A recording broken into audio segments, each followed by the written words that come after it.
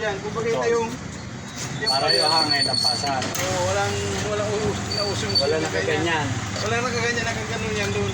Pantay lang sa padayan. Yung ibang nagpapagawa ngayon. Kaya lang, yung mga dati, yung bahay namin doon eh, kung ilang beses na nawasak eh. Ano yan eh, nasa gitna na ano eh. Bago na ginagawa. Wag! May langaw! Langaw! Paano langaw? Hindi ka langawin sa likodan mo nun! Ba't hindi ka nagsasalita? Parang magagamit na. Mas maigi na kumain ng marami. Tamo si Al nandun sa Morales. Nagpapagamot. Nga, anong nangyayari doon? Umalik ba? Ah, Galing na yun dun eh. ngayon nga umalis. Di ba? Nakapila kanina dyan. Oo.